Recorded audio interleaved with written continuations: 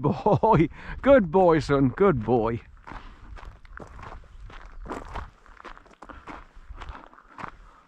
So like I say, I've got no worries about him nicking off. He comes back every time. I don't even have to call him back. So if I was just to ignore him, turn left and start walking down there, he'd come behind us eventually without having to call him back.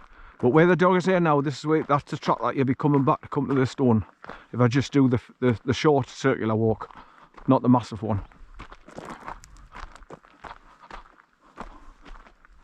I only know what walk I'm doing when I get back to the abandoned house on the crossroads at the top of that road there. How my legs feel by the time I get to that. If I still got like energy, I'll continue and go straight up. But most of the time I would just turn right at the house and come back along here and come back to the stone here, look. So it's like a bit of a roundabout for the trucks as well, the stone here. And there's your cyclist posts. Number 7, Stains.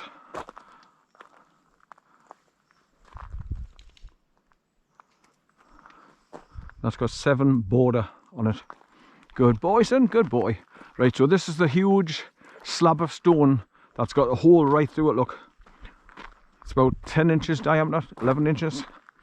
And if you look carefully, you can see the words of the psalm etched into it.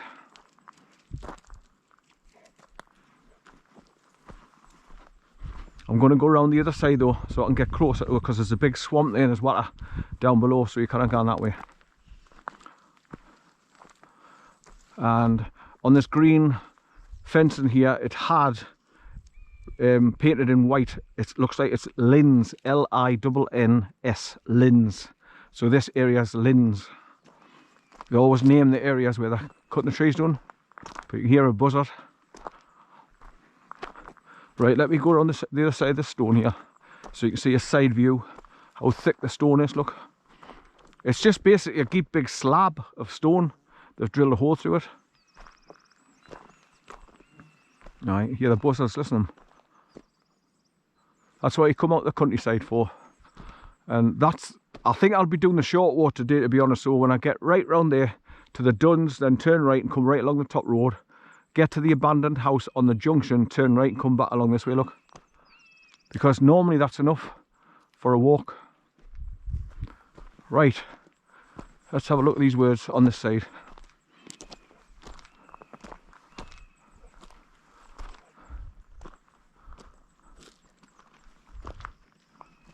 The song goes, until we have built Jerusalem in England's green and pleasant land. I mean, forgive the singing though, I sound like a cat being strangled, but that's the song.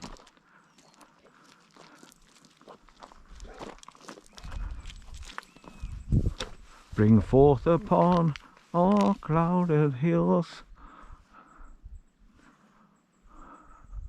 But it's more, you can see it better on the other side. I think the words. Let's have a look on this side.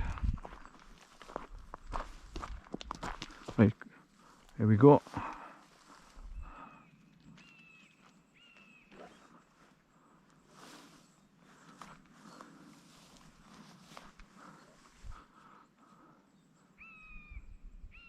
In England's green and pleasant land, I will not cease from mental fight, nor shall my sword sleep in my hand, till we have built Jerusalem in England's green and pleasant land. That's the song. I mean, shitty singing like, but that's the song. So that's why I call this walk the Psalm Stone, P-S-A-L-M, Psalm Stone, because that's where it is, the Psalm Stone. Right, we're going to go right down here. It's been built up recently with all these thicker, more heavy duty stones, because obviously the big heavy duty Forestry Commission trucks come up here, fully laden with the cut down tree logs. Right, so you go all the way down to the bottom of here until you reach the concrete bridge where there's a stream running right along the bottom of the valley here, right from the top where the house is, and it comes all the way down the bottom and it meets the bottom of this track. Right, I've just got a stick for him. I just threw it there, my battery beeped, it was going to go off. It didn't go off all at first, but it just died eventually. So I've just stopped exactly where it went off and put a new battery in. So that's the first battery gone. Now I think, if I remember right, you get about an hour to an hour and 25 minutes off these GoPro 8 batteries when they're fully charged. But he's happy now. I've thrown a stick for him. He's lying down there, he'll be chewing it a bit. But that's where the stream comes down from there, goes underneath the road and drops down there. And there's a big massive plastic pipe there underneath all these rocks. And then that stream runs all the way downhill to meet the main one coming along from where I pointed along the road.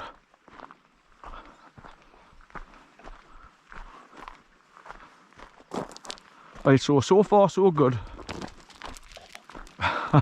You got your stick, son? You got your stick? Good boy. Lie down there. Lie down there, son. Good boy. Good boy. Good boy, son. Good boy. What he does, he'd be going in the ditches or lying down on the damp. This is how he cools doing a bit. Good boy, son. Good boy. And he gets to scratch at the same time. Right, so round another S-bend, drop down past a little quarry on the left hand side, and then just keep dropping down the hill, and eventually you come to the bridge.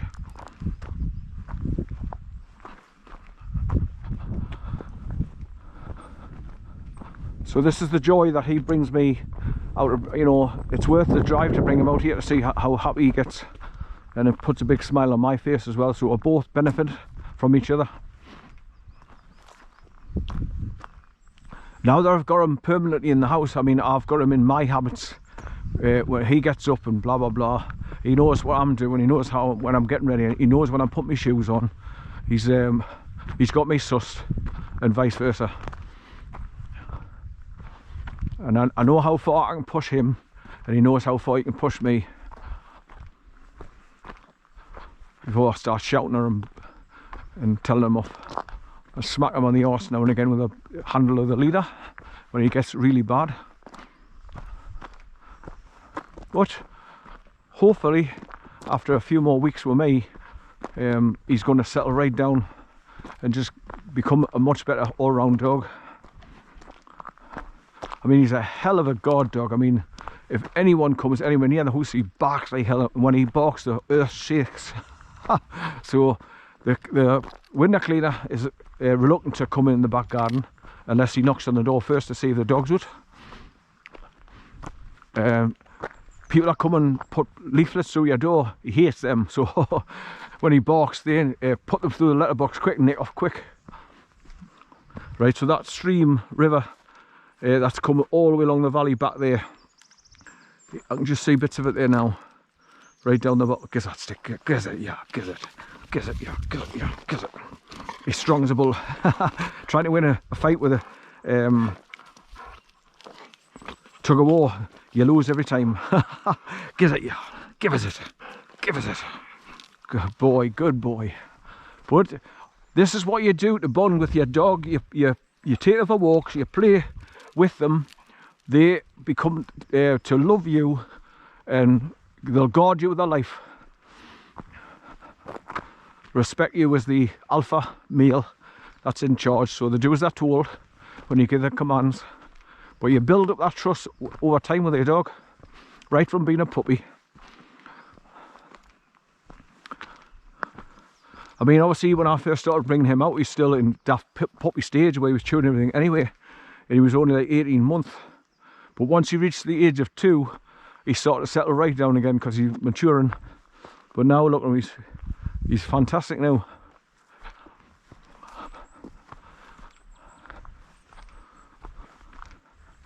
Right, so around this next S-bend, and that's where it drops down past the little quarry on the left hand side, which is just over there. So I'm just keeping to this grass in the middle of the track so it's soft under my feet. Good boy, son. Give it a, yeah. Give us it. Give us it. Yeah. Give us it. Right, lie down there, son. Lie down. Go on, go ahead and lie down in the long grass. Go on. Go on. Go on. Good boy. Right, lie down there. Lie down. Lie down there, son. Good boy. Give us it. Give us it. His tail gone. Away. Give us it, yeah. Give us it, yeah. Right. Give us it, yeah. Right. So you can get lost, Dada. It's mine. Give us it, yeah. Give us it. So it's nice and cool under the trees at the minute. I'm getting a bit of a breeze coming through. Right, so there you can see another S-bend. Like I say, when you're coming downhill from the Stormstone, there's hundreds and hundreds of bloody S-bends going round and down, round and down. Each time you go around one level, you go down the next one. And eventually you go downhill quite steeply, down to the bridge, past the quarry. That we're coming to now, run this left-hand bend.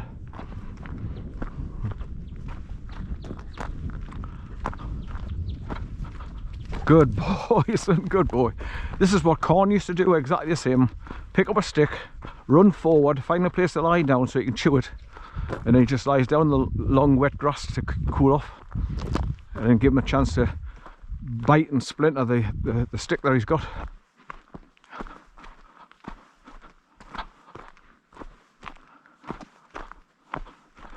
So it's well worth the I think, did I say I've driven 68.1 miles from South Shields to get where I parked up.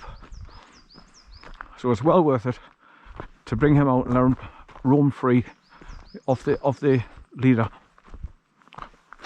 And here's another stick. Oh, it's too dry. That'll not last a second. Right.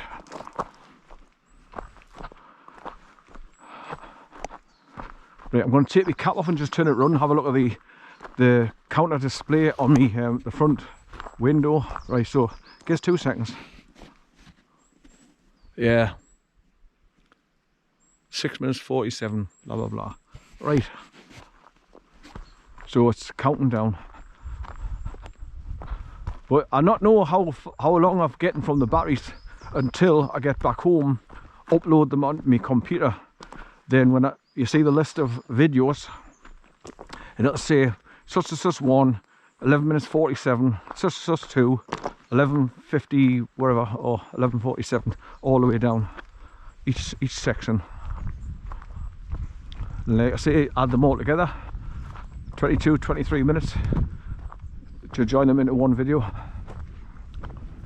And that's just long enough to get an interest, but not too long to be bored.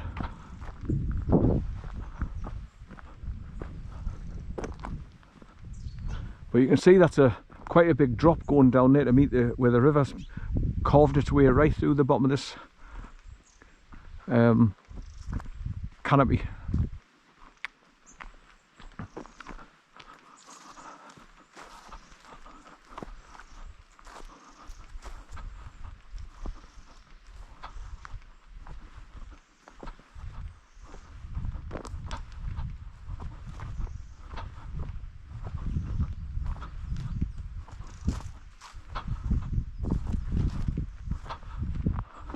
Right, so that little quarry cutback is just on the left hand side, look. And when you drop down this bit of a hillock here, there's a big turnaround point where the trucks have all been using it to turn around.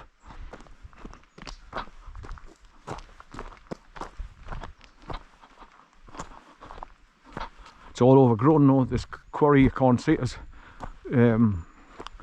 clear as it used to be. You can see still the remains of the trees piled up in the left hand side.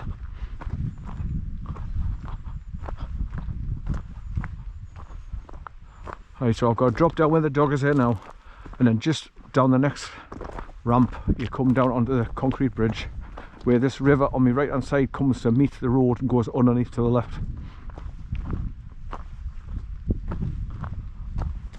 But look at the views over there, man, it's beautiful. Nice clear skies apart from a couple of wisps across white lines. Look, little, not bad. Much better than we've had of late, because obviously people are taking notice now, and there's legal and threatening of bloody locked off for life. So that's what's stopping all these bastards getting in the planes and flying and dropping chemicals on me 24/7, 8 days a week. It's about time, like. They've been doing it for years, spraying with like bugs.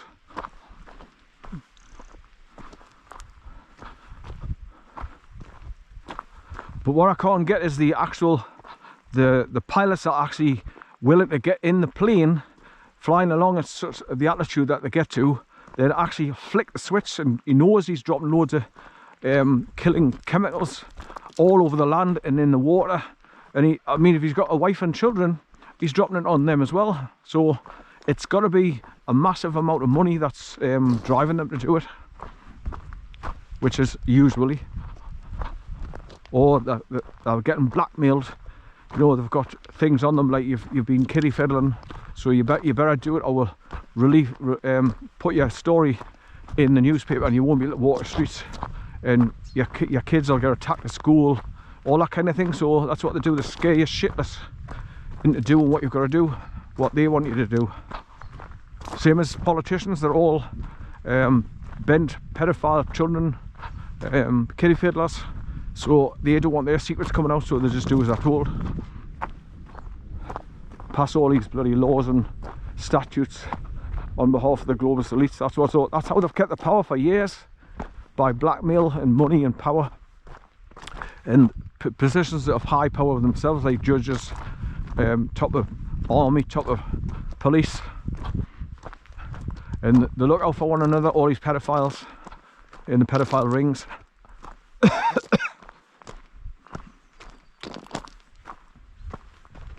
Especially like the members of the Ninth Circle through the Vatican, they're all high powered people, so nobody grasps up on them, and it's hard to bring them to justice, because obviously nobody wants to touch it, because they get threatened with their lives and their wives and children. So that's why now it's ever been done about it for absolute years, and that's how they're getting